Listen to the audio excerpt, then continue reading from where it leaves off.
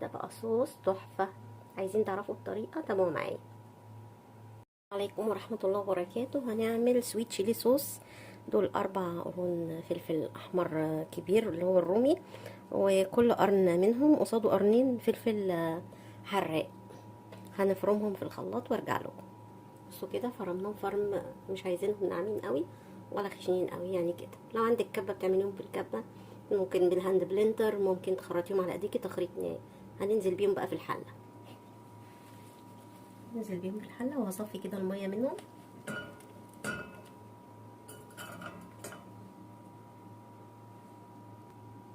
اهي المية اهي، هخليها هقول لكم هنعمل بيها ايه بعد كده. هولع عليهم النار، هنزل عليهم بمعلقة صغيرة ملح، اهي معلقة صغيرة قوي، وهنزل عليهم بكوباية سكر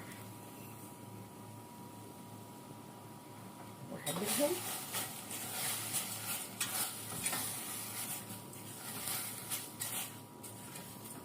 واسيبهم بقى لغاية ما ينزلوا ميتهم. بصوا نزلوا مية قد ايه، انا هسيبهم لغاية ما يعملوا زي المربى كده، يعني المية تنشف خالص. ده غير المية اللي انا شلتها منهم في الاول. ولو عندك تفاحة كمان ممكن تبشريها معاهم، بس انا ما عنديش تفاح فعملته كده من غير تفاح. بصوا المية ايه خلاص نشفت، وحاسه ان هو تحس ان هو كده قرب يتكرمل. هنزل عليه بقى بعصير ليمونه او عصير ليمونه عشان ما يسكرش، واسيبه كمان شويه يغلي تاني. بس دول حبه الميه اللي انا صفيتهم دي، هقلب فيهم معلقه صغيره نشا. بس هو اثر خالص ازاي وبيغلي. ادي الميه وادي النشا اهو، معلقه، يعني هي نص معلقه كبيره ونص معلقه، يعني معلقه صغيره بتاعت الشاي. هقلبهم فيها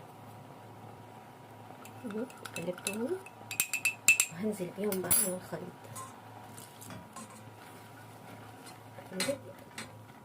نخليهم برضو يستووا مع بعض.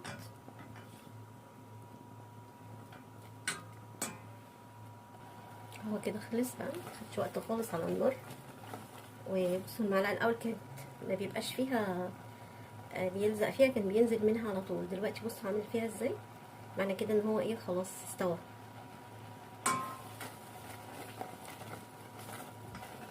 تمام. هيبرد بقى وهعبيه ببطرمان ازاز. بصوا يا حبايبي، احنا بنشتريه من بره على فكره غالي جدا، وهو كده خلاص ومش مكلف في البيت. بس بره بيتباع معلقتين في علبه صغيره قوي وبتتباع غاليه جدا، لكن هو كده مش مكلف خالص في البيت وبيبقى جميل جدا والاولاد بيحبوه كتير. هتحسوا ان القطع بتاع الفلفل بقت شفافه كده، لما بتستوي تبقى عامله كده، وتحسوا ان هو عامل زي المربى. هو فعلا بيبقى، هو بيتباع جاهز، بيبقى فيه بعض البذور كده، مش بيبقى فلفل بس. فعشان كده انا في فلفل رحت عاملاه بالبذور بتاعته.